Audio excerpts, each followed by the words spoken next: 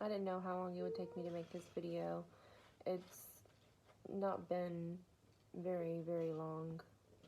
It's been a while, but it's not been very long since all of this happened. But first off is this video is going to be about my pregnancy with my son and how I, found out I was pregnant and how I found out that he was going to have Down syndrome and then how I lost him.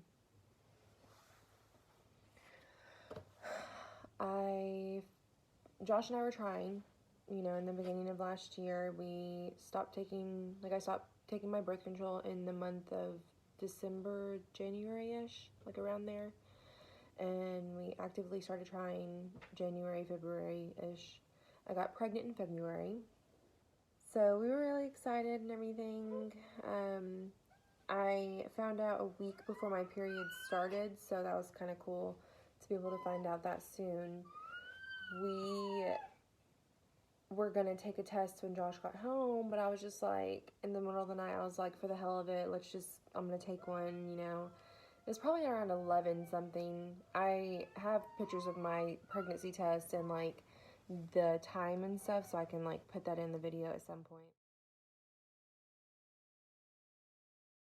They could get me in for pregnancy tests and make sure that I could get on insurance and everything.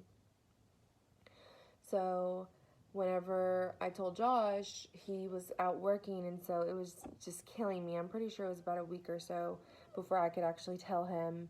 And so I had 2 pregnancy tests, and I'll put pictures in of it also, a sign that said, "Oops, we did it again." And then I made Jolie and Jason little things. I made Jason a bandana that said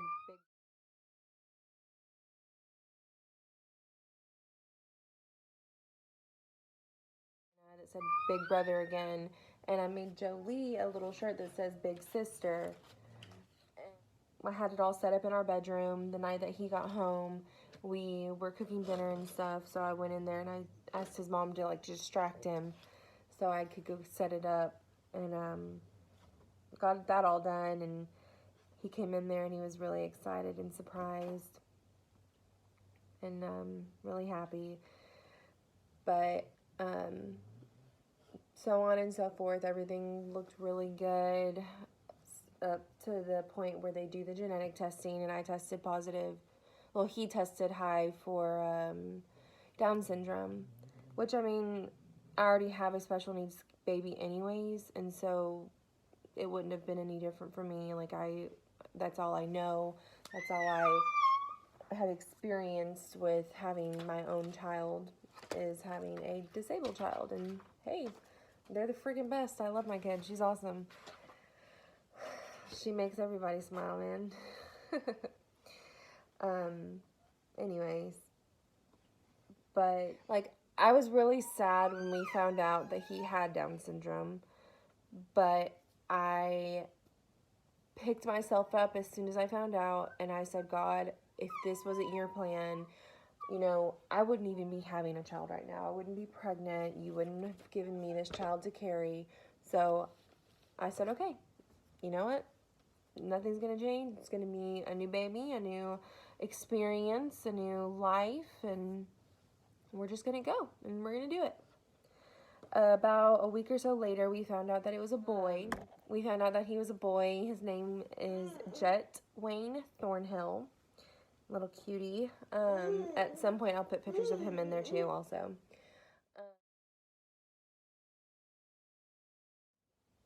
But after that, everything was pretty normal. I went to my specialist appointments and stuff, and they had found a literal, smaller than the tip of a pin, smaller than that, hole in his heart. And so, that's kind of scary, but I took it as, God's going to be in control.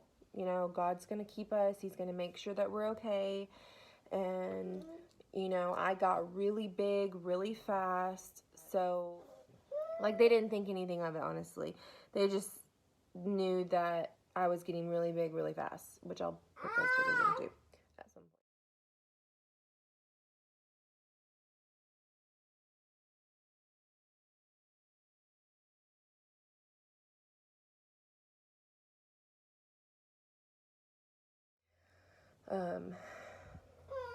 Sorry, this video is like all over the place, but I'm just trying to recap. You know, about a month or so goes by after we find out the holes were in his heart, and we go to California, and we come back, and everything feels pretty normal. He kicks like crazy, just, oh man, he was so active. I told Josh, I was like, you're gonna have a little runner on your hands. You're gonna have to deal with that. I'll deal with Joey, you deal with him. And so we were just in awe and excited and really happy. But one day I noticed that there was less kicking and less moving, and so I kind of got concerned. I went to the doctor, and they said, no, he's fine. You know, they found his heartbeat. It took him a minute, but they found it. And it was the Friday that they found it. I went through the weekend. That Monday, I was still kind of scared. You know, I still didn't feel him moving around a lot. And I was about to be 30 weeks. I went to my appointment. I was excited, you know, I was going to go see my baby, my son. And they call me back, and they weigh me. And I told them I went to the emergency room, and that they, you know, it took them a minute, but they found it. And they're like, okay, well, let's give you some more reassurance. You know, let's go ahead and do another Doppler thingy to check their heart.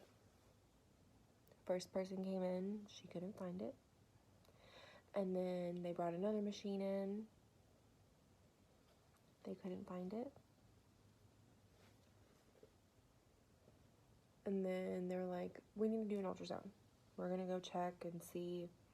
We need to see what's going on. He might be positioned weird, you know, like we might just not be able to find it. And so I'm like, okay, I'm freaking out, but you know, like I'm in God's hands, you know, this is God's will. They brought me in there, and my doctor was like, hey, how are you? And I'm like, I'm kind of scared, but granted, I'm by myself during this appointment. Josh was working, so I couldn't go, like I couldn't have anyone with me. And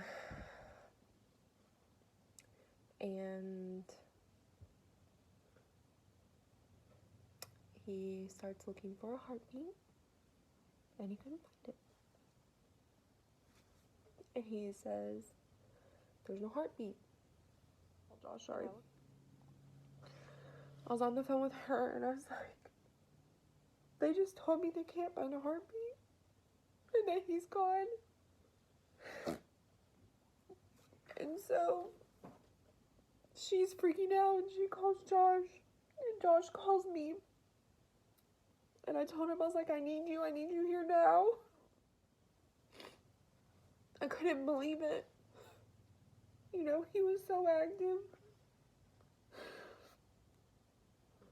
My sister-in-law came and got me and brought me home, and my best friend followed and came to my house. And we were sitting up here, and I got home, and I went in there, and I like went onto his stuff, and I held it and cried. And I said, I can't believe this. I need more proof. And so I went to Seedling Births, and they put it on there, and I thought I saw something, but they couldn't find anything. Their stuff was super old, but I mean, I'm really grateful for them for even giving me the chance to come in there. And then we went to the imaging center, and they took me in, and they said, they gave me a video of him and told me, you know, he is gone, and that they were really sorry. And I that it's okay. God wanted this to happen. You know, God knew what he was doing. And so I went back home and just cried and cried. Josh and Jennifer finally had gotten there, and I just sat with them. And we laughed, and we talked about it. And we prayed. And I went in at 10 o'clock at night, and I was in labor until, I can't even remember, 2 something, and that's when I had him. They gave me Pitocin. Oh my God, don't ever do that. That's awful. But I did it natural, you know. That was the hardest thing I've ever done in my life. But I needed that. I needed to know, and I needed to release that pain. I didn't want to be drugged up.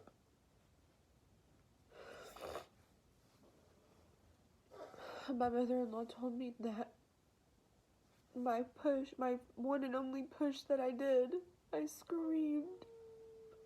And she said that was me letting go.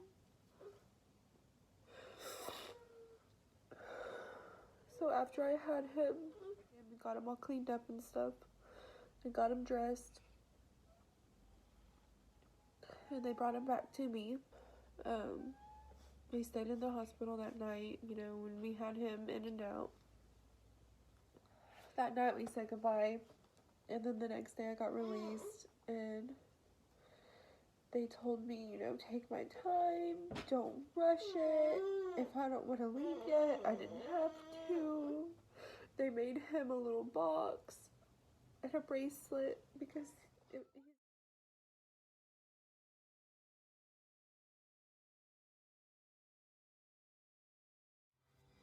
So the next day we left, and I started preparations for him to have his funeral the day after. Oh, I don't know at what point during his service that we just, like, all these people came in. I didn't know. I had my back turned to them the entire time. I got up and had a speech. You know, I told people, you know, I rely on this one Bible verse, and I'm always going to rely on it. It's Psalms 30:11. You have turned my mourning into joyful dancing, and you have taken away my clothes of mourning and clothed me with joy. You know, God took him for a reason.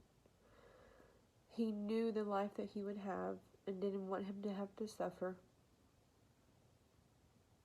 But I know that it made me a stronger woman, a better mother.